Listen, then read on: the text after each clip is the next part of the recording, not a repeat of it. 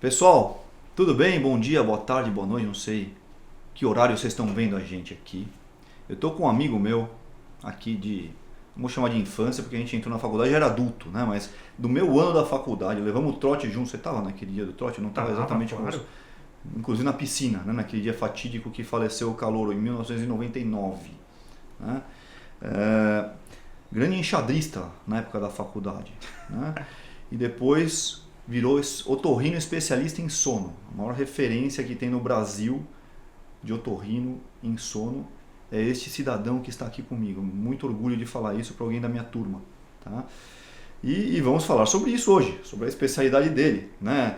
Tem coisas já conhecidas da população, todo mundo já lembra de ronco, apneia do sono, que tem muita relação, mas tem muitas coisas divertidas também do sono aí que ele pode falar pra gente. Né? Então, pessoal, fiquem ligados. Alexandre, obrigado por você estar aqui, é um prazer. Obrigado, Camis. É uma honra estar aqui, né? Falando Alexandre, mas é Chan, né? É Chan, né? Desde a época da faculdade é Chan. Chan. Pode continuar como Chan. Tá bom. É um prazer estar aqui, desde a época da faculdade a gente se conhece, tomamos trote junto. E agora você falando, 1999, cara, a gente é médico do século passado, hein? Exatamente. Já pensou? 26 anos que entramos na 26 faculdade. anos. 20 de formado no ano passado. Exato. Você pinta o cabelo, chefe? Você não tá com nenhum cabelo branco? Japonês, né? Japonês é bom, né? Essa racinha aqui tá uma... eu posso dizer, casei com uma. Então, a gente não envelhece. Muito bem, meu amigo. Então, ó, eu já conheço, mas fala pra quem tá nos vendo aqui um pouquinho da sua trajetória. Então, vou me apresentar aqui, né? Meu nome é Alexandre Nakazato. Fiz faculdade junto com o Camis, lá na Faculdade de Medicina da USP, entrei em 1999. E falando um pouquinho mais específico da parte de sono, eu já comecei na faculdade, por incrível que pareça, viu, Camis? É mesmo? Primeiro ano da faculdade. Isso eu nem sabia. A gente tinha uma matéria que era iniciação científica, você deve lembrar. Isso eu lembro. Era obrigatório.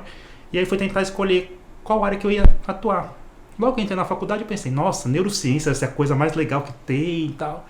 E entrei no laboratório de sono, não, de neurofisiologia pediátrica, infantil, né? E lá eu comecei a ver as crianças fazendo eletroencefalograma e normalmente dormindo durante o exame. Então já via as ondas cerebrais das crianças dormindo.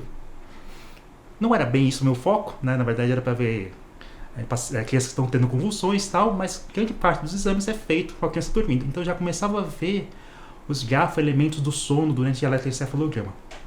Foi uma passagem rápida que eu tive nesse laboratório. No ano seguinte eu já fui para o laboratório de sono do INCOR, recém-inaugurado, na verdade foi inaugurado em 2000, o laboratório de sono do INCOR. Você estava no segundo ano comigo. Segundo ano da faculdade. Que eu falo que eu tive orgulho de literalmente construir aquele laboratório, de carregar a mesa pelo lugar que era onde ia ser o laboratório, que era o laboratório coordenado pelo Dr. Geraldo Lorenzi, né, pneumologista, que trabalha muito com a apneia do sono. E foi ali que eu comecei a ver essa coisa da apneia do sono. Eu falei, nossa, isso é interessante. E desde do ano 2000 até a nossa formatura, eu fiquei no laboratório do sono do INCOR. Quando eu fui fazer a residência... Publicou bastante? Puxa, eu não sou um pesquisador. Eu falo que eu sou um estudioso, eu gosto de estudar. Eu sou aquele que senta, pega artigo, vamos estudar. Porque eu tenho uma coisa que eu falo, que às vezes a gente faz pesquisa, e eu fiz pesquisa na iniciação científica, que a gente fica muito focado. Né? Então a gente não consegue ver as outras coisas que estão em volta. Eu sempre gostei dessa visão mais geral zona. Então, apesar dentro do sono, eu queria ter uma visão mais geral. Quando eu fui fazer a residência, a escolha da residência, eu falei, puxa, o que a gente vai fazer, né? Já estou nessa coisa de sono. O Geraldo, obviamente, falou assim, faz clínica médica. Pneumo, veio para o laboratório. Mas também gostava também de operar, de fazer coisas, procedimentos, né?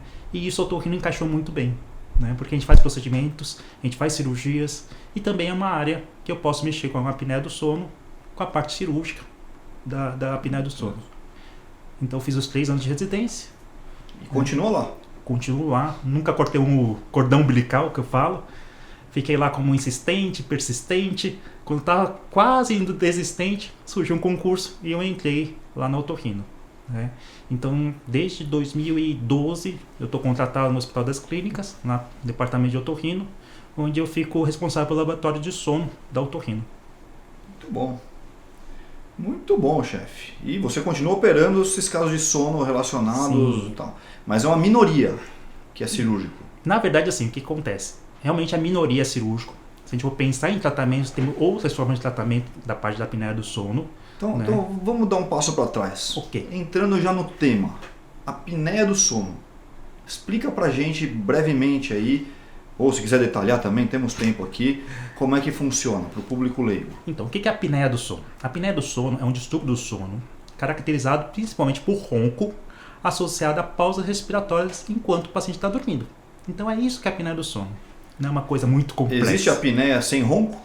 Existe, mas é a apneia central. Tá. Né? O que é a apneia obstrutiva? Eu sempre falo, é como se alguém pegasse e apertasse seu pescoço, te estrangulasse à noite várias vezes por hora, por minuto, né? Nos casos mais graves. Então você tenta respirar contra uma resistência, alguém apertando seu pescoço. A apneia central é como, eu posso até simular uma apneia central em você agora. Eu falo, Paulo, pare de respirar. Você para de respirar, ou seja, não Tá veio parando de respirar. o comando para você respirar. Então isso é a apneia central. E a apneia central não vai ter ronco, não tem barulho. Mas quando tem a apneia obstrutiva, vai ter a vibração da via aérea superior, causando ronco. E isso acontece principalmente em quem está acima do peso e em idosos, a minha praia aqui. Sim, temos muitos pacientes. Os principais fatores de risco são esses, ou tem outros? Obesidade, tem outros. É. Temos alterações crâniofaciais, então aqueles pacientes estão retrognatos, queixa aqui para trás. Temos obesidade, temos doenças neuromusculares e também tem a parte que é a parte mais cirúrgica, né, que são alterações da faringe e do nariz. E tem os remédios. Drogas. Temos medicamentos. Destaque para álcool. Álcool piora a apneia do sono. Sim, mas não só é o álcool não, viu? Tem remédio que a gente passa que também piora a apneia do sono. Remédios para dormir. Remédio para dormir, né? Os benzodiazepínicos, aquele tarja preta também, às vezes acontece do paciente tomar e ter mais apneia. Mas tem alguns antidepressivos que a gente usa muito para melhorar a depressão, mas também causa relaxamento da musculatura, do músculo da garganta. Isso facilita você ter apneia também. E qual que é o problema da apneia? Deixa o cara roncar em paz lá. Tem algum problema? Olha, Eu sei, tá? Só para isso que eu falar. para ilustrar. Se você roncar, acho que a Flávia já não vai ficar contente, né? Vai acabar o casamento. Vai acabar né? o casamento. Tem um problema social realmente, né? Não é incomum no meu consultório aparecer de paciente falando assim, doutor, tô vindo aqui porque eu não consigo mais dormir no meu quarto. Minha esposa me expulsou do quarto. Tô roncando muito, tá? Então só esse fato social eu achei importante, né? A matemática do casamento é essa. O homem ronca mais e costuma dormir antes da mulher. Exato. Aí a mulher que não dorme mesmo, né? Que aí já tem insônia inicial, ansiedade. Exato. E a mulher geralmente tem mais insônia do que o homem. É. Então é o casal explosivo. Piora adicional, né? Um casal explosivo. Mas além dessa parte social, a gente sabe que a apneia do sono está associada a outras doenças, né? Ele aumenta o risco de você ter outras doenças. Por exemplo, pressão alta. Então você está lá com a apneia do sono, seu risco é maior de ter pressão alta, de ter um derrame, de ter uma arritmia cardíaca, né? De ter doenças cardiovasculares no modo geral, é aumentado quando você tem a apneia do sono. E você falou, antes da gente entrar aqui, massa muscular. Também tem impacto na massa muscular? Tem estudo mostrando que o paciente com apneia do sono tem uma coisa chamada sarcopenia, que é a perda da massa muscular, né? Então imagina um paciente que dorme mal, já vai envelhecendo, já tem uma perda de massa muscular, que é inerente à idade. Sim. Mas você tem mais uma coisa que está ajudando a perder mais massa. E memória? Também piora. Também piora a memória, piora a concentração, piora o humor. Né? Todo mundo já passou uma noite sem dormir direito e ficou mal-humorado. Imagina você dormir todas as noites dessa forma ruim. Perfeito. Então, quer dizer, a gente passa 1/3 da nossa vida dormindo. Todo mundo só lembra da quantidade do sono. Né? Ah, tô com insônia. Quantidade. Mas e a qualidade do sono? Aí estamos falando da principal doença, que é a apneia do sono. E aí, vamos lá. Por que quem é mais obeso, né, tá acima do peso, e quem envelhece tem mais apneia do sono? Qual que é o mecanismo? Você está acima do peso e aquilo comprime a sua via aérea e por isso você ronca? Sim, ele comprime a via aérea por dois mecanismos, basicamente. Um é uma gordura extrínseca, ou seja, por fora da musculatura. Tem um colega meu que dá um exemplo muito bom, como se fosse uma picanha, com aquela capa de gordura. Tá bom. Né? Então você vê o paciente obeso, aquelas gibosidades que a gente fala aqui, aquela deposição de gordura aqui no pescoço, tudo, isso ajuda a fechar a via aérea também, a garganta. Tá? Mas além disso, tem uma outra deposição de gordura que acontece também, que é o tipo cupim. Cupim, que Exato. É nos meandros aí da... Entre as fibras musculares, entra a gordura ali. E isso deixa aquela musculatura mas não tão forte como deveria ser. Então a gordura no meio da musculatura ali acaba deixando aquele músculo mais fraco, né? E favorece o fechamento da garganta também. E quando você emagrece, aquilo reverte. Aquilo tende a reverter. Só que é sempre importante lembrar que a apneia não é uma coisa, eu falo, não é que nem dengue, tem o vírus da dengue que causa dengue. Ele é multifatorial. Então tem muitos pacientes que têm obesidade com uma amígdala aumentada. Ou às vezes tem uma amígdala aumentada, mas já está ficando mais velha, a musculatura está ficando mais fraca. Né? Então você começa a somar pequenas coisas, Exato, ou grandes coisas e dá apneia. Dá apneia. E no envelhecimento, a gente tem a perda do tônus, né? A força muscular a gente vai perdendo aos poucos. Né? Isso é natural, isso faz parte do envelhecimento. Então, eu até brinco, se todo mundo vivesse para sempre, todo mundo ia roncar e todo mundo ia ter apneia do sono em algum momento, né, pra frente. Tá, e no caso da terceira idade é por causa da perda do tônus muscular. Isso. Não é pelo crescimento das cartilagens. Não, a cartilagem ele tem um crescimento até a juventude e depois ele tende a diminuir, tende a estabilizar. Ele não vai ficar aquecendo até você falar, vai obstruir a garganta. Não, isso não acontece. Quem tem apneia do sono tem mais dificuldade para emagrecer. Sim, já tem trabalho. E aí é o problema, que entra num ciclo. Exato. Quer dizer, você não consegue emagrecer porque tem apneia. E aí, você está acima do peso, você piora a apneia. Você piora a apneia. Quer dizer, você tem que quebrar esse ciclo. Exato. Né? Quer dizer, o peso não deixa a pessoa dormir direito, a pessoa não dorme direito e não consegue perder peso. Como é que você quebra isso daí? Fazendo um tratamento. E geralmente a gente vai tratar as duas coisas simultaneamente. Eu não acho legal falar, vou tratar, sei lá, perda de peso de uma forma isolada. A gente pode tratar as duas coisas simultaneamente, que é o ideal.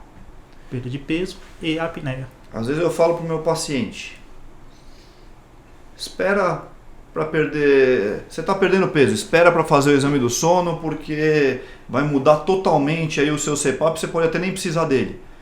O que você acha disso? Você acha que eu tenho que já recomendar o CPAP como tratamento mesmo antes de perder peso? O que eu sempre falo para o paciente? O paciente chega no meu consultório, isso para todos os pacientes com queixa de ronco, ele já vai saber do CPAP na primeira consulta. Ele já sabe. Eu vou te falar, olha, tem esse tratamento que é o CPAP. Tem cirurgia, tem aparelho intraoral, tem fonoterapia, temos outros tratamentos. Mas como o gold standard, né, o tratamento mais padronizado é o CPAP, eu sempre falo na primeira consulta sobre o CPAP. Tá? E às vezes perder peso é uma coisa assim, eu já vi paciente que perdeu peso por ser apneia multifatorial, assim, reduziu até o índice de apneia e hipopneia, né, que é o nosso marcador de gravidade da doença. Ele até diminuiu, mas não chega a baixar tanto o suficiente para de repente mudar a conduta. Né? Não chega a eliminar totalmente o CPAP.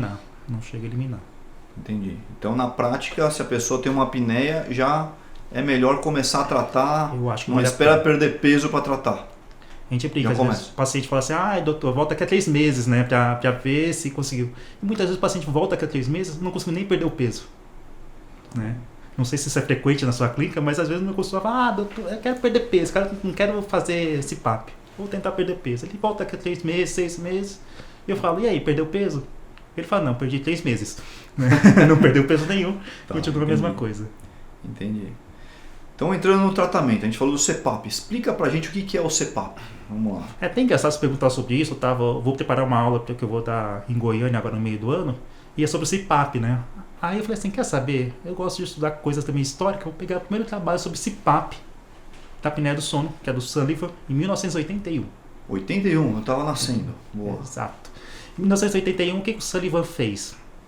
Ele pegou um aspirador de pó, inverteu ele, né? Então, em vez de puxar o ar, ele está soprando o ar, colocou uma mangueirinha e fez como se fosse uma máscara nasal. E olha que interessante, desde aquela época, máscara nasal, tá? E só pegava o nariz. Só pegava o nariz. Estava poupada, né? Estava poupada. Tá. Então, por quê? Porque nossa fisiologia respira pelo nariz. Não é para respirar pela boca. Sim. Então ele já pensou, vou colocar uma pressão. E aí ele fez um sistema que ele conseguia ajustar um pouco a pressão. E ele pegou um trabalho com 5 pessoas com apneia grave, que na época o tratamento da apneia grave era traqueostomia. Caramba! Então você fazia aquele buraquinho. Traqueostomia é um buraco aqui na garganta para a pessoa não precisar passar por essa coluna de ar aqui, vai direto pela garganta. Tá. Então era uma traqueostomia que usava só à noite, né? Deixava aberta à noite, durante o dia fechava, então deixava fechado o buraquinho. Um buraco que ele tampava durante o dia. Exato. Caramba! E aí... Esse era o tratamento Esse era o tratamento. E resolvia? Deve resolver, né? Resolve até hoje. Resolve até hoje. Só que assim, Quer dizer, quem tem traqueostomia não vai roncar, não vai ter não apneia. vai ter apneia. Olha só. É uma das formas de tratamento. É que dura arranjar paciente que queira fazer isso, né, Paulo? Fazer um buraquinho. Eu prefiro usar o CPAP. Acho que é mais fácil. Então ele fez isso aí, ele mostrou a reversão de todos esses pacientes da apneia do sono quando ele usava o CPAP. Então, foi a primeira descrição do CPAP para a apneia do sono em 1981. Olha lá, interessante. O Sullivan. Interessante. Então, basicamente, o CPAP é uma pressão positiva. Exato. É como se você estivesse com a cabeça para fora do carro, recebendo aquele vento ali constantemente. Exato. Na verdade, assim, não é mais oxigênio, fala assim, é máquina de oxigênio, estou recebendo mais. Não, não é. Você pega o ar ambiente e joga uma pressãozinha nisso aí. E por que você não trata a apneia do sono com oxigênio? Porque o problema não é... Porque a oxigenação cai. Sim. Muitas vezes a pessoa fica oxigenando mal. Mas a oxigenação, na verdade, a queda da oxigenação é uma consequência da apneia.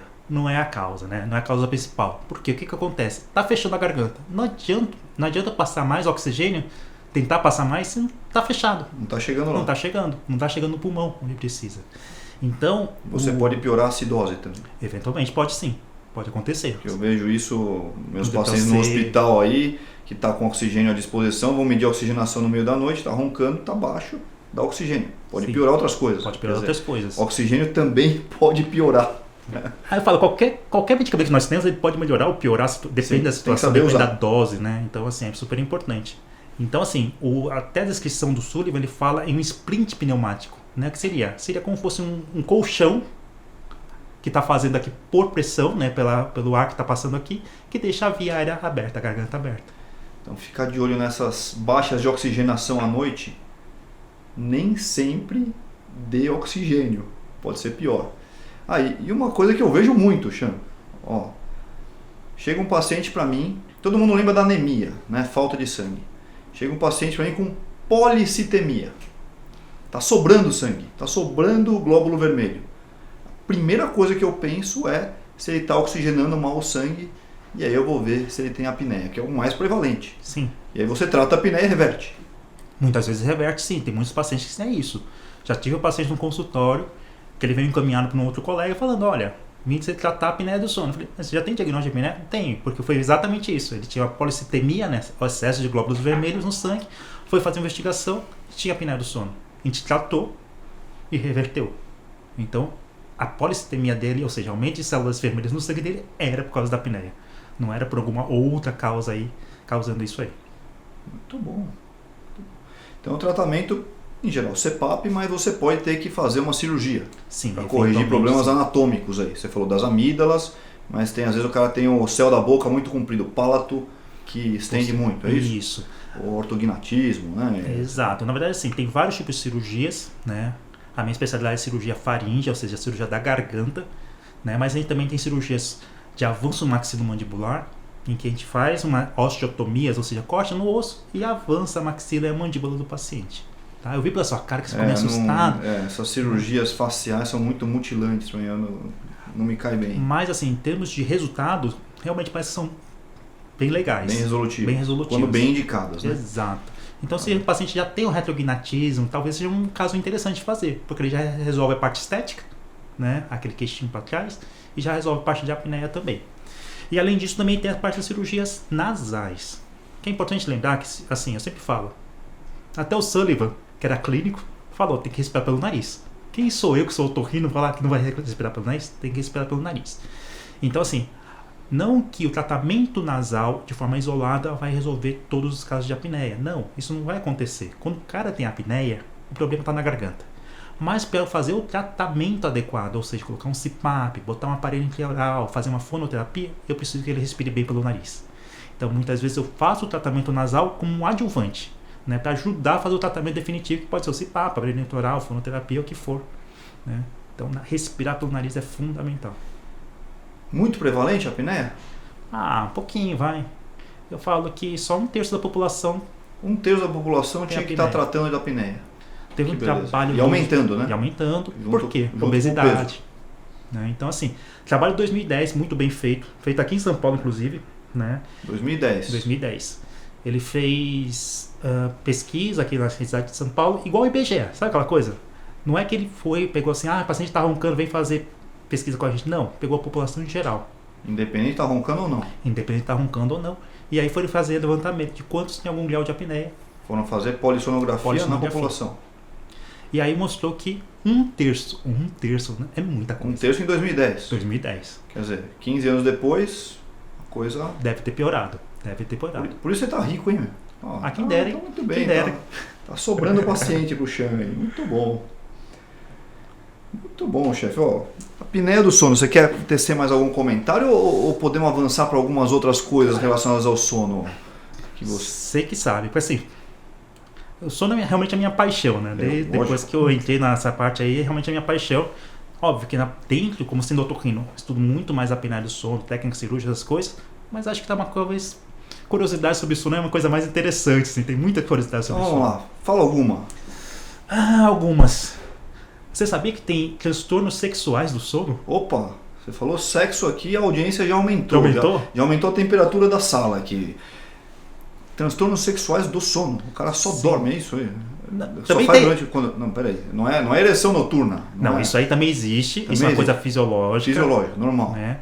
Que a gente fala, nossa, teve um sonho erótico. Não, não é isso. É fisiológico. Fisiológico. Se funciona à noite, quer dizer, não tem por que não funcionar na hora certa. Exato. Você sabe que tem trabalho de urologia, né, falando isso. Ele usa a ereção noturna para ver se a disfunção erétil é uma coisa funcional, né? Ou seja, tá tudo funcionando. O físico ou não. O físico ou não. Ou seja, uma coisa psicológica. Se funciona durante a noite, não tem por que não funcionar quando for solicitado. Exato. Tá. Mas a sexonia, são uma parassonia, ou seja, são distúrbios do sono, que acontece que a pessoa faz sexo, ou tem de uma forma automatizada, sem ter noção nenhuma. Sem acordar. Sem acordar. Ele está dormindo. Se eu fizer uma polissonografia, a gente vai ver que ele está dormindo. Mas ele faz com alguém. Sim, pode ser, por exemplo, masturbação. Masturbação, tá. Né? Então a pessoa está lá se masturbando e no dia seguinte não tem aquela coisa, não lembra que se masturbou. Não vai lembrar de nada disso. Tá? Mas ele vai ver os efeitos, eventualmente, da masturbação. Eventualmente, sim. Tá. E a outra pessoa, se ele for fazer com alguém, essa pessoa... Pode acordar, pode ter o... Eu sempre falo, o problema do sono é que é uma... Não é um sonambulismo? Isso daí? Não é um sonambulismo. Qual que é a diferença da sexonia e sonambulismo? Na verdade, os dois entram como parassonias, né? São distúrbios do sono. O sonambulismo, a sexonia, na verdade, é uma coisa específica do ato sexual. Tá? Sonambulismo você vai fazer coisas do seu dia a dia, atividades do seu dia a dia, dormindo. Tá? Muito mais frequente. Mas se a atividade do dia a dia dele for sexo, vai ter uma intersecção dos diagnósticos. Vai ter uma intersecção ali. Tá, entendi. Às vezes não é tão simples. Mas acho que ninguém faz tanto sexo assim, né? Imagino. Bom, não vou entrar nesse mérito, mas... Depois que ele vai ficando velho, casado há muito tempo, lá, né? Vamos pensar. Mas assim, o sonambulismo é muito mais frequente em criança. É capaz que você tenha sido sonâmbulo, é capaz que... Eu perguntei pra minha mãe, ela falou que não lembra. É bem frequente na criança, pico lá por volta de 10 anos, e geralmente autolimitado. Depois passa sozinho, né? E quais são os mitos do sonambulismo? Então, primeiro aquela história que a gente via no desenho da Pantera Cor-de-Rosa, nunca acorde um sonâmbulo, então, nunca... Primeiro que é aquela coisa, aquele braço pra frente, os dois braços pra frente andando, aquilo lá, não é verdade. Não tem, a pessoa o sonâmbulo fica lá... Não. A pessoa está de olho aberto, ele interage com o ambiente. Tá de olho aberto? Tá de olho aberto, ele interage com o ambiente. Então se ele for querer não, se ele estiver pensando que está atravessando uma porta, ele vai abrir a porta e vai atravessar a porta, normalmente. Tá? E ele faz coisas do dia a dia, ele não vai fazer uma coisa, sei lá, assassinar a esposa, que a gente vai chegar lá, por causa do sonambulismo. Não vai acontecer isso, né? Mas o que pode eventualmente acontecer, e isso já tem relatado, tem um paciente que acordou no meio da noite, foi até a geladeira e fez xixi na geladeira. Aí fala, mas ninguém faz xixi na geladeira. Isso não é muito uma atividade do dia a dia, a não ser mas que... a atividade do dia a dia, o que é você fazer? Você acordar, você vai até o banheiro, abrir uma porta, que também pode ser uma porta de geladeira, e fazer urinar ali, né? Então foi isso que ele fez, uma coisa automatizada, tá? E o mito de não acordar, pode acordar o sonâmbulo? Pode, mas não deve. Por quê? Isso. Imagina, você está dormindo na sua cama tranquilo, né? E de repente você acorda no meio da sala. Você vai ficar meio confuso, o que aconteceu? Não é porque eu estou na sala. Então, é mais por causa dessa confusão, esse estado confusional, a gente não quer acordar o sonâmbulo. Para trazer aquela conotação que o sono é uma coisa ruim. E o sonâmbulo é facilmente conduzido. Se você pegar ele e falar, olha, vamos tentar vir aqui para a cama, voltar para a cama, ele vai voltar. Ele não vai brigar com você. É só você direcionar o sonâmbulo de volta para a Exato. cama, é a melhor maneira de conduzir. Melhor maneira, o cara vai ficar tranquilo, vai dormir. Porque Vai continuar dormindo. vai continuar Para ele, dormindo. ele está dormindo. Tá dormindo.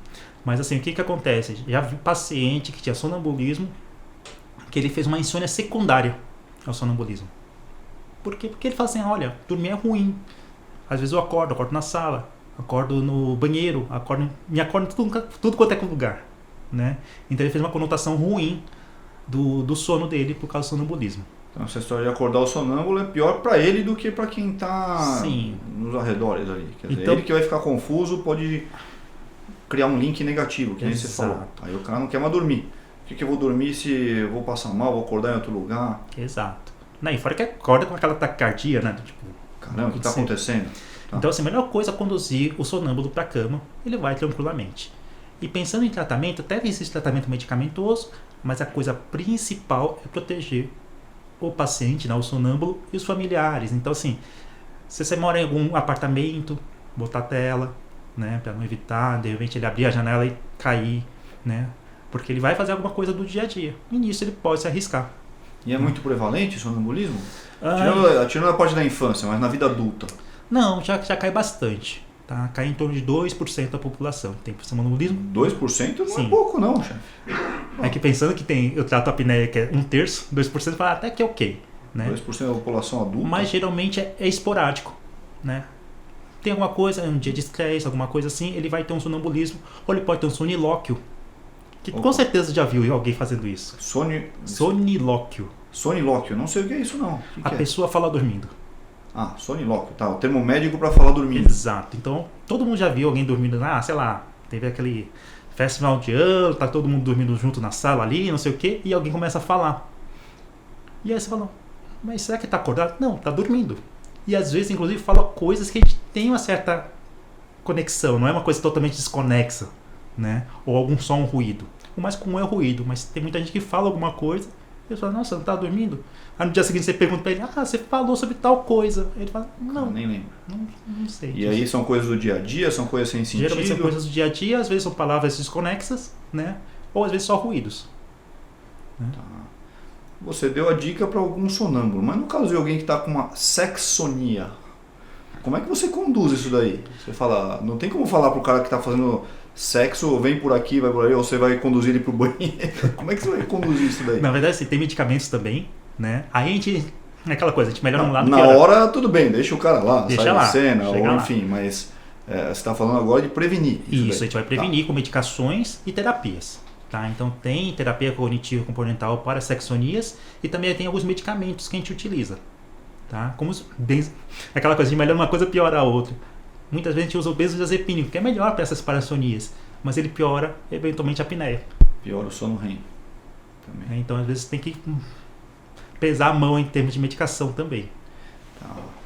Pô, interessante. Que mais de bizarrices do sono aí que você, Eu falei encontra? de assassinar a esposa, essas coisas. Boa. Você falou que a gente ia chegar lá e eu esqueci. A gente ia chegar lá. O que acontece? Tem um distúrbio chamado distúrbio comportamental do sono REM.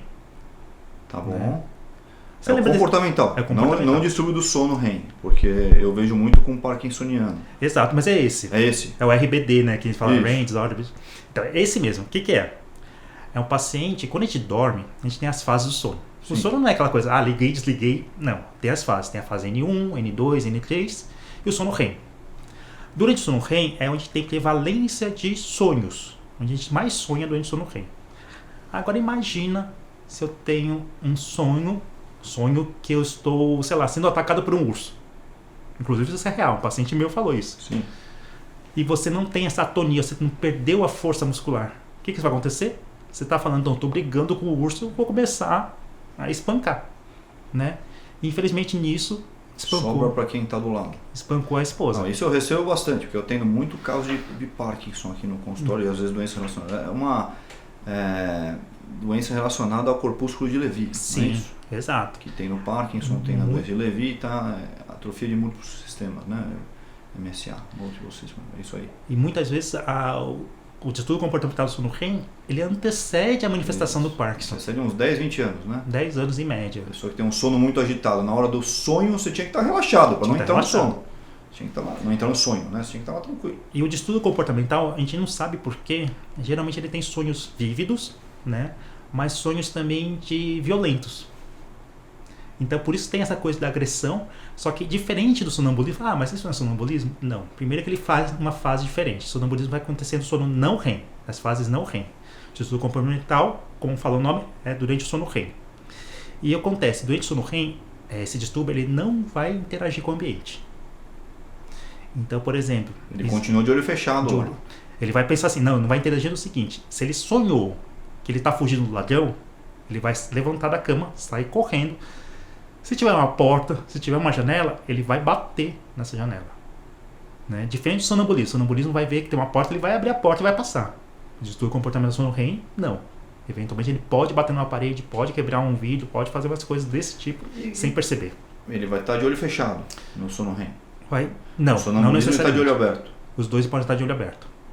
Como você diferencia? Como você sabe? Não, ele está sonâmbulo aqui. Como você sabe? Existe uma coisa da parte clínica. Tá. Né? Por exemplo, a gente sabe que a densidade do sono REM acontece mais no terço final do sono. Sim. Então, o horário que acontece ajuda, né? Bom. E essa coisa de interação com o ambiente ou não.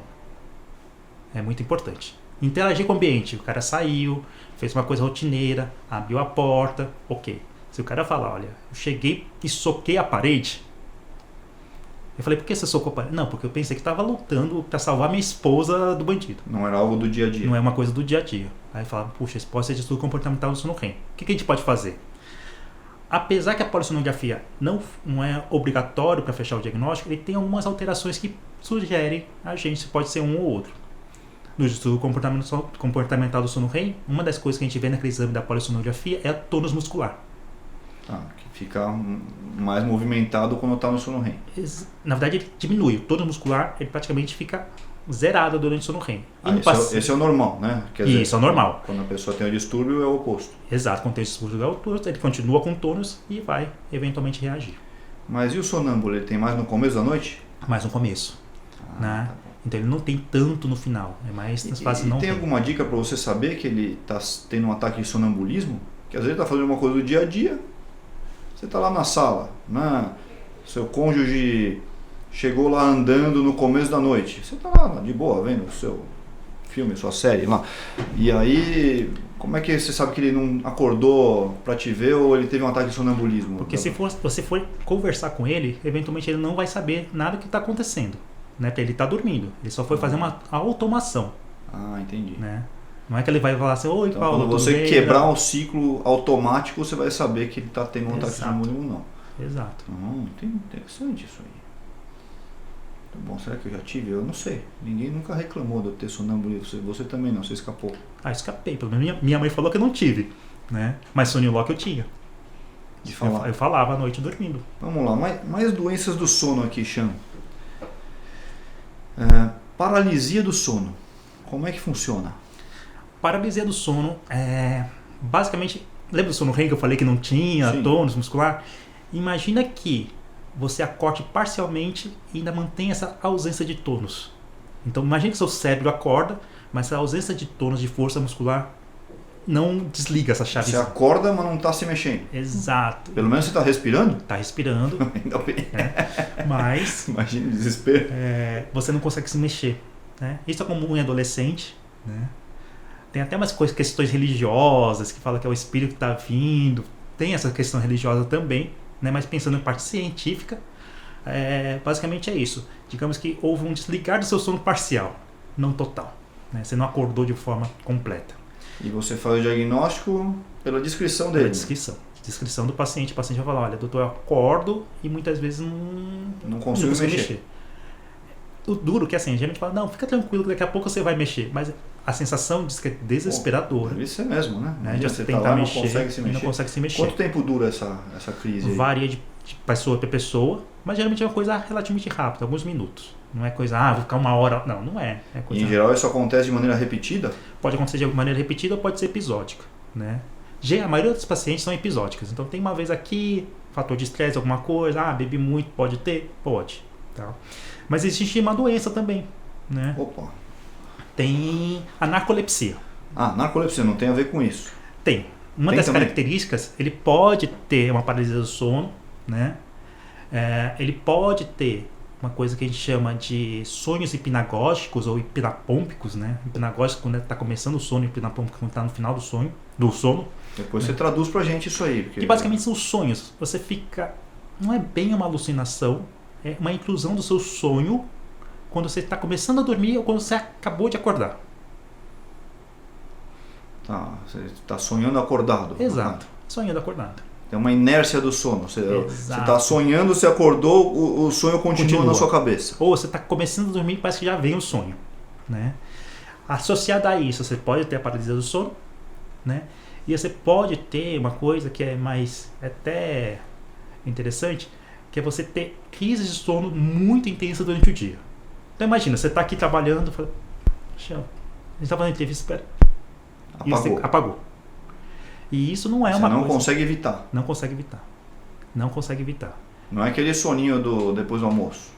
Não é o soninho depois do almoço. Que é até interessante, é o soninho depois do almoço, mas não é. Você apaga, você não consegue ter esse controle. E esse soninho depois do almoço é às vezes quase que fisiológico, ou não? Sim, existe uma queda da sua atividade, algumas tem até a parte cultural, né? Na Espanha. Faz a cesta, né? Faz a cesta, mas a gente tem uma coisa em relação ao sono que ele também está relacionado à temperatura corporal. Né? Você já dormiu alguma vez e fala, puxa, hoje até que tá quente, tô com calor. Você dorme, acorda com frio, e aí você vê a temperatura tá mais ou menos a mesma coisa do ambiente. Tá. Né? Você fala, nossa, você dormiu com calor, aí acorda e fala, não, peguei aqui um lençolzinho para cobrir porque tava mais frio, aí você vai ver a temperatura do ambiente tá mais ou menos igual. Né? Quando a gente tem sono, geralmente tem um pouco de queda da temperatura corporal. E se a gente for ver o ciclo circadiano, ou seja, o ciclo que dura quase em torno de um dia, a gente vê a temperatura oscilando ao longo do dia. E depois do almoço tem uma quedinha da temperatura. E isso leva um pouco de sonolência. E à noite também. Então, mas não é por você ter almoçado, então? Não. É pelo momento do dia? Não. Pelo momento do dia. Eu sempre pensei que fosse porque você comeu, o sangue vai todo pra barriga, falta na cabeça, aí você dorme. Não é por isso? Também tem isso. Então tem também. Tem também, não é só... totalmente errado. Tá. Mas existe o ciclo circadiano da temperatura. Né? Que é uma coisa interessante. A gente não é uma temperatura padrão a noite inteira. Né? Então assim, voltando só no paciente que tem narcolepsia, então ele tem uma sonolência importante, ele não consegue controlar, ele vai ter que dormir. Ele apaga. Inclusive eu tenho os casos anedóticos. Tem os casos divertidos aí. Eu tenho uma paciente que ela um paciente estava prestando exército e ele foi preso várias vezes por dormir durante... Na guarda, fazendo qualquer atividade lá. Aí chegava lá o superior dele e falava, tá dormindo, vagabundo, não sei o que e tal. Até a gente fazer o diagnóstico que ele tinha narcolepsia. Caramba, coitado, você salvou o cara lá. Pelo menos não tá mais preso, né? Ele ficou preso algumas vezes. Ele falou, nossa, eu já fui preso 10 vezes. Como você faz o diagnóstico? Novamente, medicina do sono é muita história. É muita história. Sim, né? O cara tá lá, ele apaga, ele podia estar com sono mesmo. A narcolepsia, tem os casos Narcolepsia. óbvios, mas assim, Sim. nesse caso aí. Existe até a dosagem de algumas substâncias que a gente tem no sangue, né? Hipocretina, orexina e tal. Dá pra você dosar. Dá pra dosar. Existe teste genético também, dependendo do tipo. A gente tem 2 tipos de narcolepsia, tipo 1 e tipo 2, mas tem teste genético também. Mas a história clínica é bem característica, assim. A gente tem que conversar bem com o paciente. Tá? Nesse caso, ele ia argumentar que ele simplesmente não consegue ficar acordado. Sim. E uma coisa, na polissonografia também, novamente, não é necessário para fazer o diagnóstico, mas normalmente tem um encurtamento do sono REM. Né? Tem um encurtamento do sono REM. Uma pista de quem tem narcolepsia. E aí a gente tem um outro exame que é feito com o mesmo equipamento da polissonografia, que é o teste múltiplo de latência do sono. Né? Que eu faço durante o dia, esse exame, dou 5 oportunidades para ele dormir durante o dia e eu vejo quanto tempo ele demora para começar a dormir. Então, o cara que pega no sono muito rápido é um indicativo. Exato. Ou se tem sono REM durante esses períodos durante o dia, que não é para a gente ter REM nesses cochilos durante o dia. Dependendo, dá para tratar isso? Dá para tratar. Geralmente a gente põe estimulantes. Isso. Né? Café? Café pode ser, mas geralmente a gente vai para aquele estimulante muito usado também em paciente que tem TDAH, né? E muitas vezes a gente coloca sonos programados. A gente fala, olha, tal horário você vai tirar um cochilo. Por quê? Preventivo. Preventivo. A gente vai fazer uma prevenção de uma crise. E tem algumas profissões de risco. Sim. Caminhoneiro. Caminhoneiro. Mas sabe que eu caminhoneiro nunca tive nenhum paciente com narcolepsia em caminhoneiro. O que eu já tive vários, e não são poucos, são vários mesmos, é com a apneia do sono.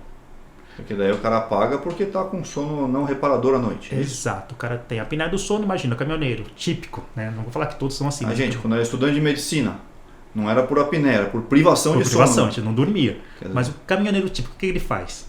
Geralmente ele tem uma alimentação ruim, né? Hipercalórica, mas pouco nutritiva, então ele come muito, ele é obeso, muitas vezes ele faz uso de medicamentos para ficar acordado, né? Para fazer a entrega do produto. E aí, o que acontece? E tem a apneia pela obesidade. Então, eu já peguei paciente apneico tão grave, assim, de uma intensidade tão grande, que o paciente chega e dorme na sala de espera do consultório. caramba. Se parar, ele dorme. Qualquer lugar ele para e dorme. Aí eu fico imaginando, imagina você dirigindo na estrada, seu carrinho lá tranquilinho, e vendo aqueles caminhões passando a milhão do seu lado, e de repente o cara de apneia tá morrendo de sono, tá lá lutando para ficar acordado. Você tá louco. Imagina a quantidade de acidentes que estão sujeito aí. Imagina só. Então assim, Cara dirigindo um caminhão ou um ônibus um ônibus, com um monte de passageiro. você sabe que você ficar privado de sono é quase igual a você ter tomado uma bebida alcoólica em termos de reflexo, né? Então tem vários pacientes que falam assim, bati o carro, não sei o que, estava até acordado, mas o reflexo está diminuído pela sonolência. Então dormir é super importante, gente. Dormir é fundamental.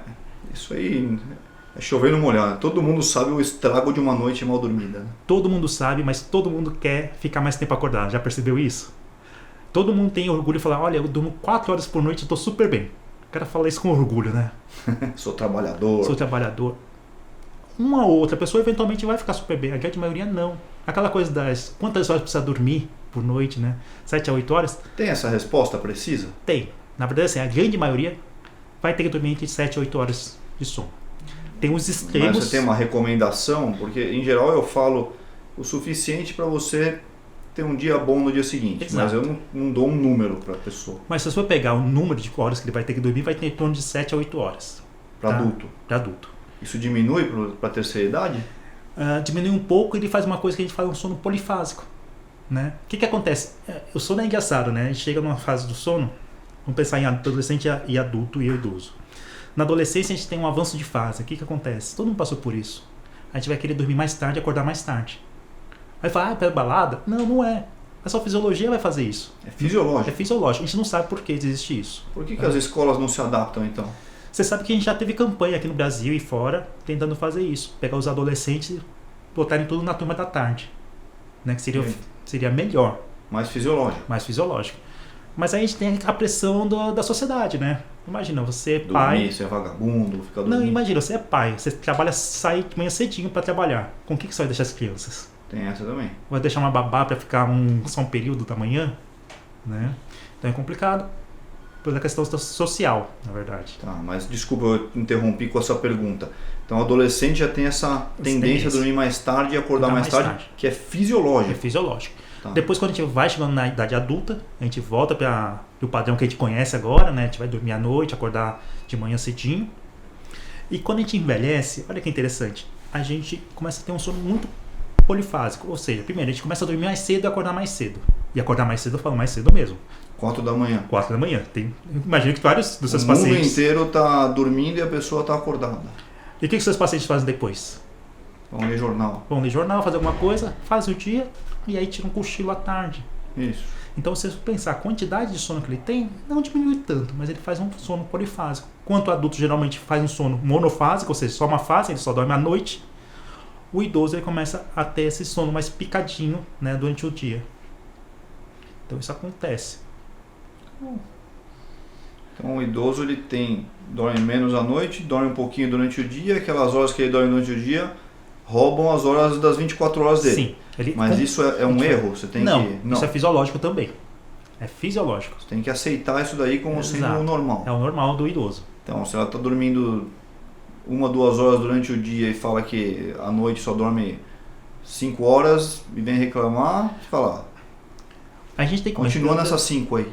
Na verdade, assim, a gente tem que começar a pensar que... Isso eu falo para meus pacientes, eu falo, olha, a sua fisiologia, não falo fisiologia, mas o seu funcionamento do seu corpo vai mudando com a sua idade. Né? Então a gente precisa entender isso. Que você fazer ao contrário do que o seu corpo está pedindo, você está brigando com o seu corpo. Né? Do mesmo jeito que eu falo que um adulto jovem, né, adulto de idade média, ele precisa dormir 7 ou 8 horas, se você dormir menos, você está lutando contra o seu organismo. E sono é tão fundamental que eu falo, qualquer função fundamental você não consegue parar espontaneamente. Você consegue parar de pensar, Paulo?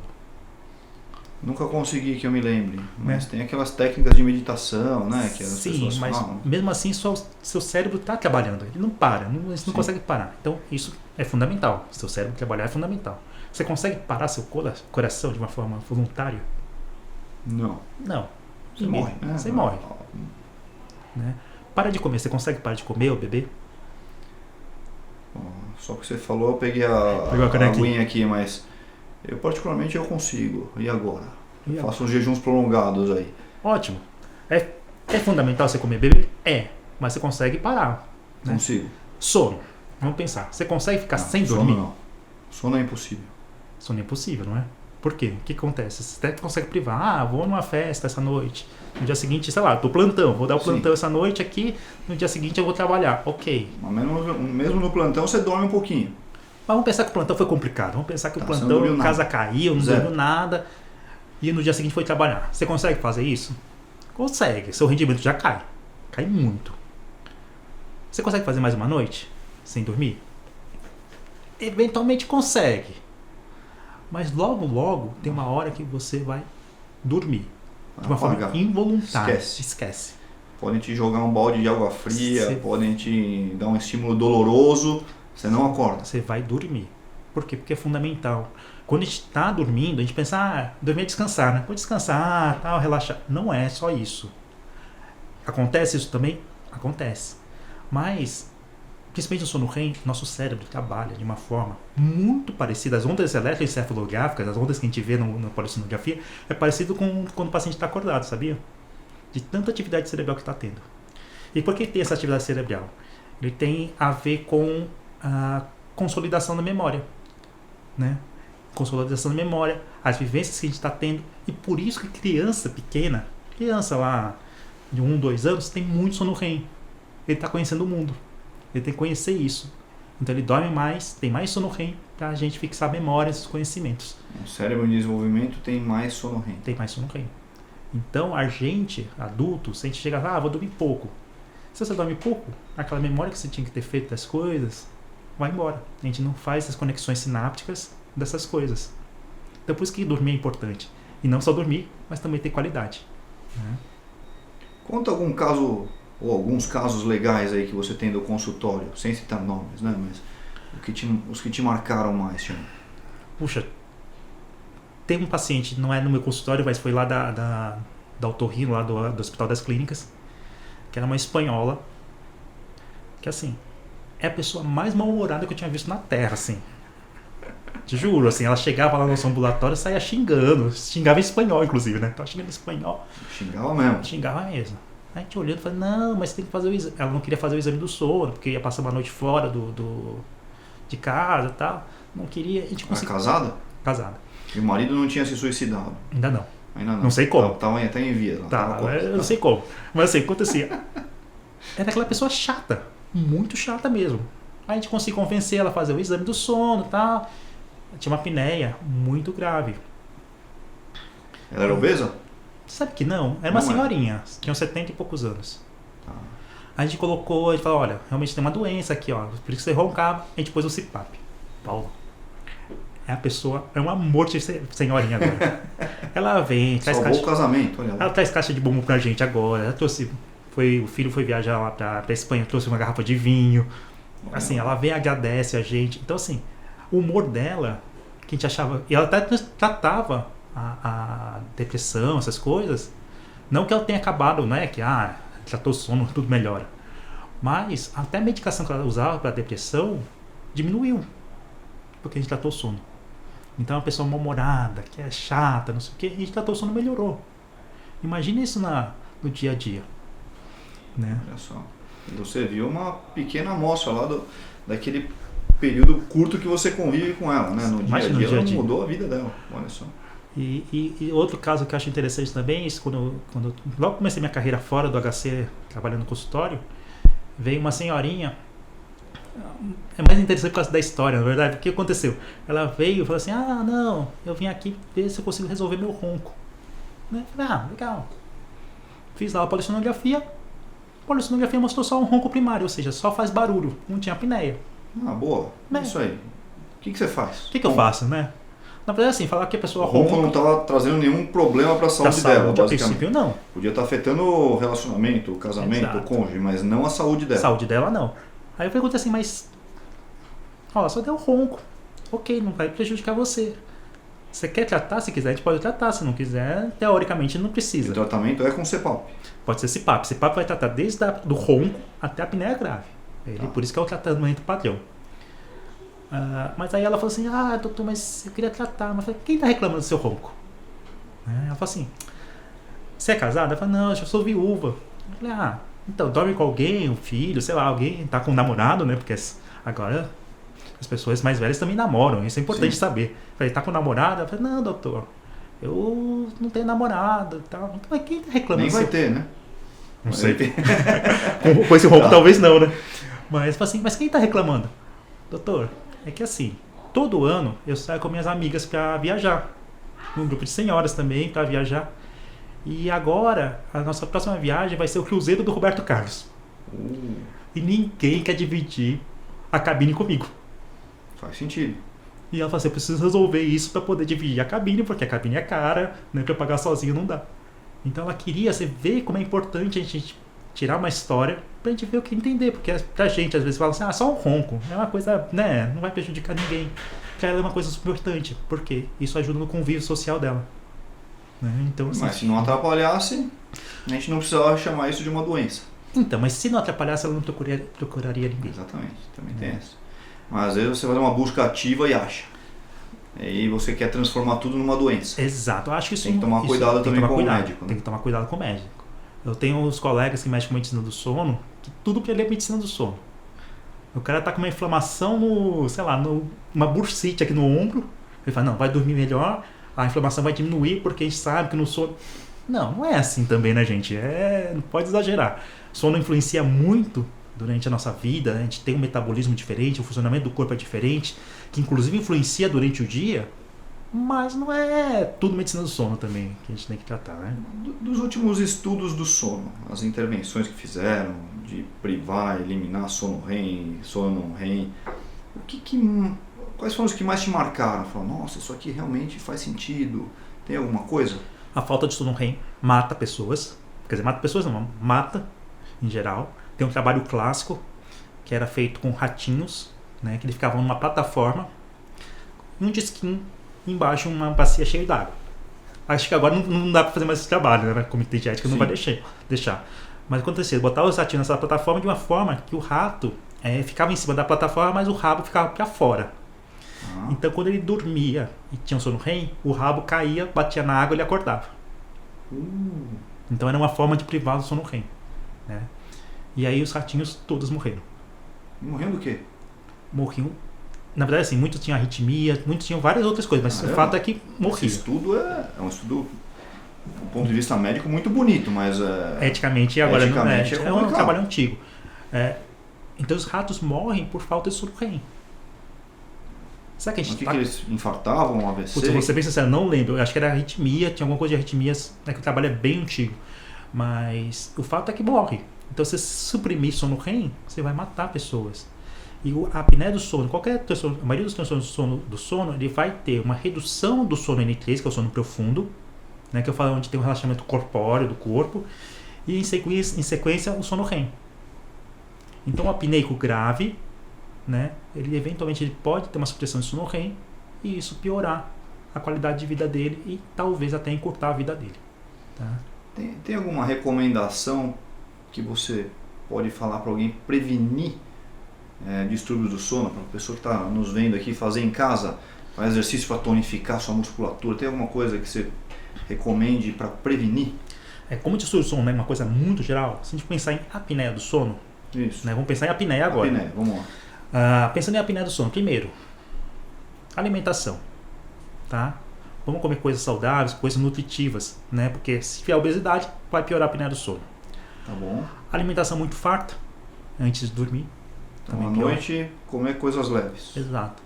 Evitar bebida alcoólica, né? A bebida alcoólica também piora a parte do relaxamento muscular. Pega a listinha do remédio, dá uma olhadinha na listinha do remédio, se tem algum medicamento que possa causar relaxamento muscular. A gente fala que tem, eventualmente você vai ter um problema, sei lá, fez uma atividade física, está com uma dor muscular, vai tomar um anti-inflamatório que tem um relaxante muscular associado. Então, relaxante muscular não sabe, por exemplo, que seu dor é na perna, ele não vai só para a perna, ele vai para o corpo inteiro, inclusive para a garganta. Então é importante a gente ver o que a gente está tomando realmente. Né? Inclusive, às vezes, até discutir com o médico. Eu falo assim, sim. Eu sou favorável ao paciente ser o centro da saúde dele. Que o mais interessado na saúde dele não é ser o médico, é ele. Né? O paciente que fala, olha, eu sou o dono da minha saúde, eu preciso saber o que está acontecendo comigo. E como eu falei, até antes da entrevista, a gente fez uma boa faculdade, né? Acho que uma faculdade sim. Né? De ponta aqui no Brasil. Quantas aulas a gente teve de sono na época da faculdade? Já? Exato. A gente teve, acho que 6 anos de faculdade. 6 anos de faculdade, a gente teve 2, assim, ainda meio dentro das outras aulas. E toda vez que entra uma turma nova de residente lá na Otorrino, quando eu dou aula de introdutória sobre a roncapneia, eu pergunto, quantas aulas de sono vocês tiveram? E nesses 20 anos, né, não mudou muita coisa. Não mudou muita coisa. Então as pessoas continuam não sabendo de sono. Né? Então, é importante até você perguntar para o seu médico, falar, olha, esse medicamento aqui eu vi que causa relaxamento, será que pode piorar minha apneia? Pode? Como que eu posso fazer em relação a isso? Essas medicações que a gente tem para dormir, que estão mostrando que causam demência. Sim. Elas causam demência diretamente ou elas causam demência porque afetam o sono? Ou não conseguem separar as duas coisas? Olha, não é a área que mais estudo, tá? Então assim, eu sei essa relação, mas eu realmente não sei qual que é a fisiopatologia, ou seja, como que isso acontece. Porque realmente você piora a apneia do sono, você dando essas medicações. Mas eu acredito que não seja isso, tá? São mecanismos separados. São mecanismos separados. O problema é que assim, a indústria farmacêutica também veio com uma pressão, porque assim, vamos pensar agora da insônia, que é a primeira causa de doenças, o primeiro distúrbio do sono é a insônia. O problema é na quantidade de sono. Na quantidade de sono, tá? Existe a insônia esporádica, que eventualmente a gente vai ter. Vou estudar para uma prova, sei lá, vou ter uma prova amanhã, importante, vestibular. Você às vezes não vai dormir direito, porque você está ansioso. Mas quando isso se torna crônico, né, isso é prejudicial. E para ter insônia eu preciso de 3 componentes, né, que falam que é os 3 P's da insônia. Você tem que ter um fator predisponente, né, então não é todo mundo que tem insônia. Pode fazer a qualidade de sono, a higiene do sono errada e ele não vai ter insônia. Então tem que ter um fator predisponente, tem que ter um fator precipitante, tem que ter alguma coisa que vai causar, pode ser inclusive, lembra do sonambulismo que eu falei, que o cara ficava, pode ser sonambulismo, pode ser uma prova e o cara começa a fazer mecanismos neurais deles, que ele fala, olha, eu não consigo dormir, e perpetuantes. Predisponente, precipitante e perpetuante. E isso vai causar a insônia a longo prazo, a insônia crônica, né? Então, a gente pensando agora na insônia crônica, como que a gente pode agir para evitar fazer isso? Predisponente eu não consigo, né? Isso é genético. Não vou conseguir agir nesse braço. Bom, se for predisponente à obesidade, né, você consegue. Mas se é predisponente, se você te dá condições, você é obeso, né? Isso. Mas se você não der condições, você não vai ter isso, certo? Sim. Você tem uma predisposição para, não é que você vai ter, não é um determinante, ele é predisposto. Tá, você tá falando antes da pessoa virar obesa. Tá, entendi. Então, mesma coisa com a insônia. A pessoa pode ter insônia, ele tem predisposição a ter insônia. Tem gente que não tem predisposição. Eu posso fazer higiene do sono do jeito que eu quiser. O cara dorme mal, não sei o que, tipo, ele não tem nenhuma higiene, não tem nenhum hábito saudável para o sono e mesmo assim ele dorme super bem.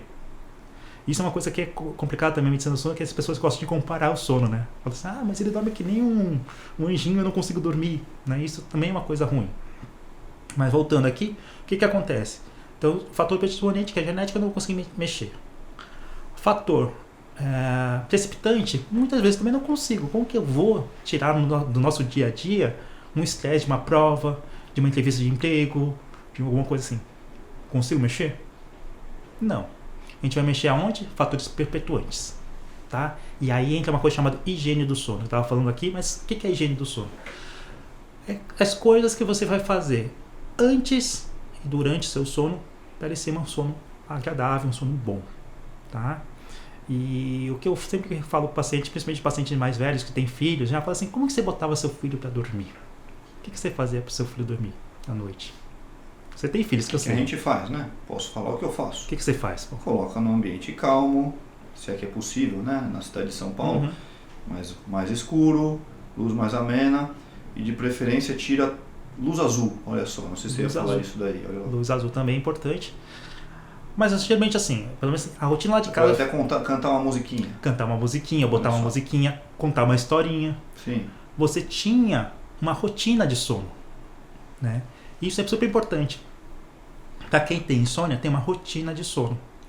Então vai chegando o final do dia, vamos começar a parar de pensar nas coisas do trabalho, né? E como que eu vou parar? Falei, putz, amanhã tem uma reunião. Anota no papel que você tem uma reunião. Você não precisa lembrar o tempo todo que você tem uma reunião. Né? Você pode fazer uma agendinha, escrever tudo na agendinha lá para as 6 da tarde, quando acabou o expediente, e esquecer. Porque você não tem que ficar aquela coisa, vou tentar ficar lembrando durante o dia. Desculpa. Outra coisa que é importante é ambiente. Ambiente é super importante. Se você tiver um ambiente super com vários estímulos, e para quem tem insônia, até aquela luzinha de LED que fica acesa lá do conversor ou da TV é ruim, né? Então, assim, evita de ter coisas luminosas no quarto. Outra coisa ruim, despertador não, relógio. Ela fala assim, puxa, mas eu preciso acordar para o despertador. Não tem o despertador o relógio de uma forma fácil acesso. Do tipo, olha para o lado, vejo se que horas é. Por quê? Porque eventualmente você vai começar a dormir, aí você fala, puxa, eu tô com insônia de novo. Que horas são? Aqui 10 não horas. Uma bola de neve. Aí eu falei, nossa, eu lembro que ontem eu fui dormir só 2 da manhã, já são 10 da noite, será que vai ser que nem ontem? Aí você começa a criar um conflito interno lá. Exato, e aí você começa a pensar nisso. E muitas vezes você até tira um cochilo nesses períodos, só que você não tem consciência desse cochilo. Aí o que acontece? Você está lá 10 horas, aí você cochilou das 10 até as 11. Aí você acordou um pouquinho às 11. Fala, nossa, ó, não percebi que eu dormi. Mas aí ele olha um relógio e fala, já são 11. Cara, ontem foi até as 2 desse jeito. E aí você vai criando uma ansiedade. Aí você cochila de novo, né? Só que aí vai deixando essa coisa de tensão que toda hora você acorda e fica olhando no relógio. Isso é péssimo, né? Ter um horário para dormir e um horário para acordar, né? Isso é super importante. Meus filhos têm rotina. Criar uma rotina. Ter uma hora para dormir e uma hora para acordar. Ter um hábito de sono. O meu hábito, por exemplo, é tomar banho morno antes de dormir. Tomei banho morno à noite, eu começo a bocejar na hora. Opa. Porque eu estou condicionado, né? Criou esse gatilho. Criei esse gatilho. Então, assim, hoje a gente vai ter uma festa, vai ter um casamento, vai ter uma festa à noite. Tomei banho morno, começo a bocejar. Então toma um banho gelado. É uma opção. Mas assim, porque isso já foi realmente um gatilho, já habituei a isso, né? Alimentação, uma alimentação mais leve à noite, tá? Porque alguns alimentos podem favorecer, ou grande quantidade, favorecer refluxo. Isso pode te despertar à noite várias vezes também, né? Apesar que a hidratação é super importante, às vezes até a quantidade de água que você tem que tomar à noite, você tem que maneirar um pouco, para não ter que acordar à noite para ir no banheiro, né? E uma coisa que eu falo super importante é ter o quarto como um lugar para dormir. O quarto não é um lugar para você assistir TV, não é um lugar para ler livro, não é um lugar para comer, né? O quarto é um lugar para você dormir. Então, assim, quando você entrou no quarto, seu cérebro tem que falar, opa, aqui é o lugar para dormir. Ou eventualmente fazer sexo, né? Então, são as duas coisas que a gente faz no quarto. Então, não é para, eu vou assistir Netflix, vou assistir um seriado, vou assistir uma coisa. Sai do quarto. Sai do quarto. E se por acaso, mesmo assim, você acordar à noite, acordei de noite, tá sem sono, sai do quarto. Não é para ficar brigando no quarto, né? O quarto você vai quando você está com sono. Não é para lugar para ficar, eu vou ficar deitado aqui, vou esperar se vou dormir ou não. É aquela coisa que eu falo, ficou deitado, ficou uns 10 minutinhos de cabeça, não é 10 minutinhos de relógio. Não está conseguindo dormir? Sai do quarto, vai fazer alguma atividade mais tranquila, né? Sem muita iluminação. E a gente está falando de iluminação das telas, né? As telas têm uma iluminação muito forte, tanto é que você consegue ler um livro, né, consegue ler um texto na tela, assim, ilumina todo o seu rosto e o ambiente em volta. Então, essa estimulação, ele diminui a produção de melatonina, um hormônio natural que nós temos que ajuda a dormir, ajuda a ciclar, que a gente fala, ajuda a saber quando é noite e quando é dia. Então, você fazer isso, você diminui a quantidade de melatonina à noite, você diminui o input, a aferência que a gente chama, né, de que está à noite no seu cérebro. E noite pra gente, né, biologicamente falando, é o horário de dormir. Então tudo isso a gente pode fazer para tentar melhorar sem medicamentos, sem nada. E muitos pacientes melhoram só com isso, viu? A gente fala assim, essas medidas não devem funcionar. Muitos pacientes melhoram só com isso. Fazendo uma higiene do sono adequada, ele volta a dormir de uma forma melhor.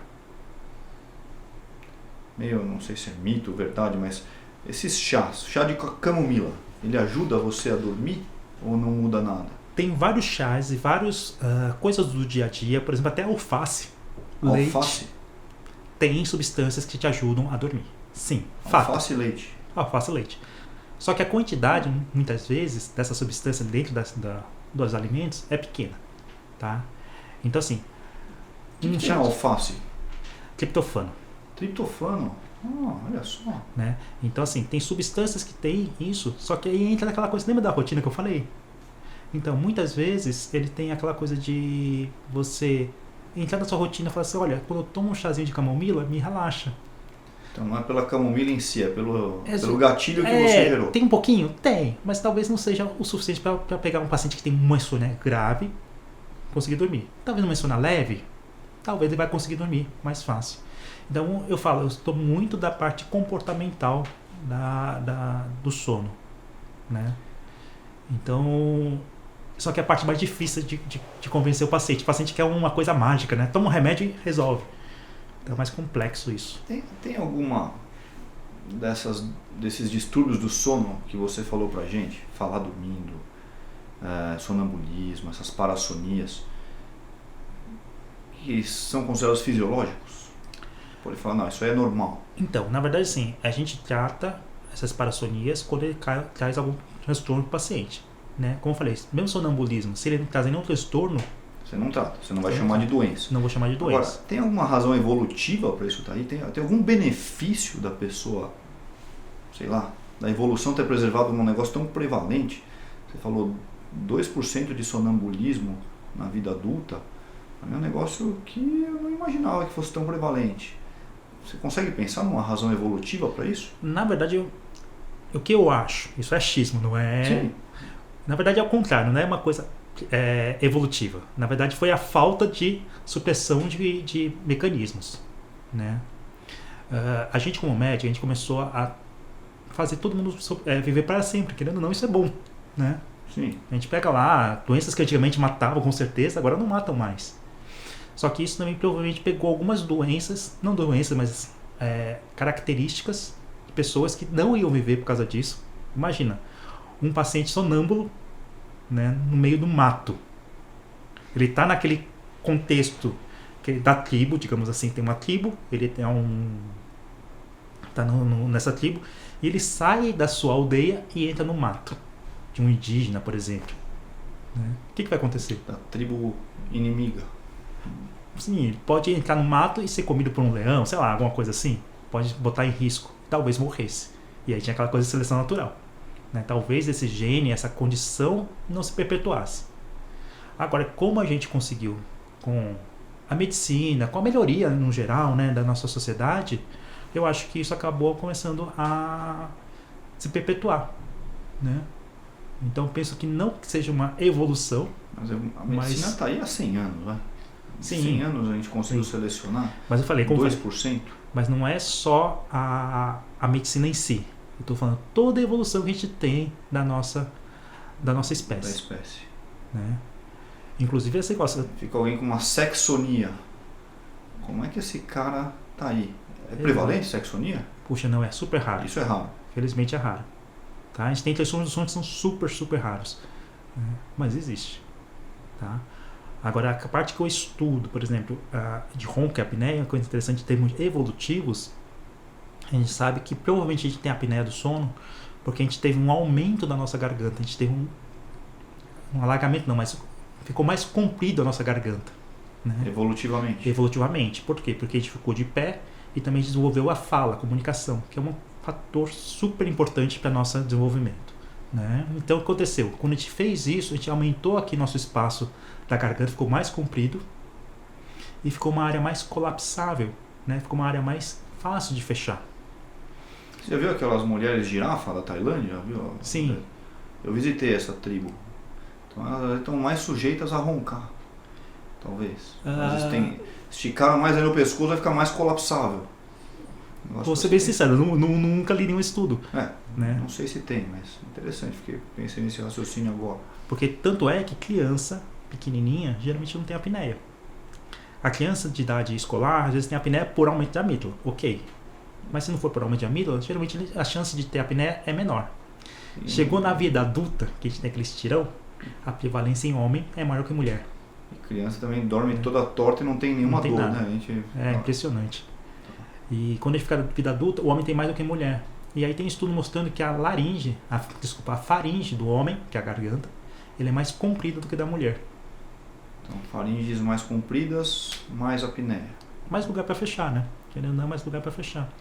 Só que assim, por um lado a gente ganhou uma coisa super importante, que é comunicação, né? Para falar, para desenvolver, e outra a gente perdeu, tendo alguns pacientes com apneia do sono. Reza a lenda, não sou especialista. Pessoas mais brevilíneas, mais comprimidas, têm menos apneia? Do que as longilíneas ou não dá? Geralmente, porque brevilíneo geralmente ele está associado mais à obesidade também, né? Não necessariamente. Porque eles não são tão proporcionais, normalmente, tá? Mas a princípio sim. E uma coisa que eu falo que é até da natureza. Eu não sou especialista, não sou biólogo, não sou veterinário, mas você já viu algum animal roncar? Tirando o cachorro, que eu adoro cachorro, então assim, tirando o cachorro, que é aquele animal que a gente fez as mudanças de raças para né, sim, para as funções que ele tem agora, sei lá, pug só nasce por cesárea, ele não nasce naturalmente. E ele ronca e tem apneia. Né? Mas os animais em geral, sei lá, um leão, um cavalo, né? Animais selvagens, eles não roncam. Né? Interessante, hein? Então, a gente... Eu gosto de fazer esse raciocínio evolutivo. Explica o ato de bocejar. O que é o ato de bocejar? Sei que existe alguma coisa, né? Na verdade tem alguma coisa de neurônio neurônio espelho? Que ele vai repetir a função. Tem gente que fala que é oxigenação. Mas meu professor de canto, ele me dá uns aquecimentos, eu faço aula de canto, né? Me dá uns aquecimentos que consistem em bocejar. Você está ativando toda a sua musculatura relacionada à dicção, né? A produzir volume. Eu pensaria dessa maneira. Então, algumas pessoas falam que isso está relacionado à oxigenação. Que você faz uma hiperoxigenação quando você está bocejando. Sinceramente, não acredito muito. Não me convenceu. Eu realmente não sei por que a gente boceja. Realmente eu não sei.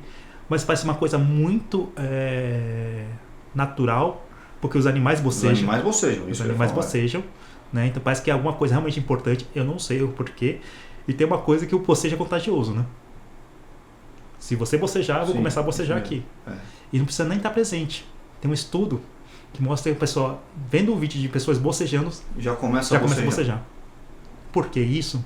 Não sei. Eu faço aula de canto ainda de manhã, me põe para bocejar e já quase começo a dormir ainda, olha só. Então, bom. Beleza, meu amigo. Quer fazer algum comentário final aqui? Alguma mensagem para quem nos assistiu, aguentou até o final? Eu estou feliz aqui. Eu acho assim, uma coisa que é importante sempre ressaltar: dormir não é perda de tempo. Isso é importante, né? Essa coisa que quem dorme muito é vagabundo, não sei o que, não é verdade. Muitas vezes ele precisa dormir bastante. Ou às vezes tem algum transtorno do sono que faz ele dormir bastante. Então assim, não prive seu sono. Se você tem que dormir 8 horas, durma 8 horas. Não tem que falar assim, eu vou ser mais produtivo, vou ficar até de madrugada estudando e acordar cedinho para trabalhar no dia seguinte. Isso é a pior coisa que você faz. Tanto para a sua vida agora, nesse momento, como também para o seu futuro. Então dormir é muito importante. Isso Desculpa, eu sei que eram os momentos finais, mas me ocorreu 2 perguntas aqui de Faça. Guinness Book. Qual o maior tempo que alguém ficou sem dormir ou dormindo? Se eu não me engano, sem dormir são 11 dias. 11 dias sem dormir? Documentado. Se eu não me engano, eu posso estar errado, preciso dar uma verificada. Mas uma coisa interessante, isso é fato, isso eu lembro muito bem, que o Guinness Book, ele parou de registrar esse tipo de recorde. O cara morria, né? Porque o cara podia morrer, por muito risco a pessoa. Então, eu não lembro exatamente que ano eles pararam de registrar esse tipo de recorde para não incentivar pessoas a ficarem muito tempo acordadas. E de dormindo, naturalmente, sem, obviamente, pôr o cara para dormir com um remédio. Puxa, realmente eu não sei quanto tempo ficou dormindo. Mas o que a gente sabe que tem pessoas que são long sleepers, né? Tem os short sleepers, que são pessoas que dormem pouco. E ficam bem? Estão bem, tá? Que é raridade.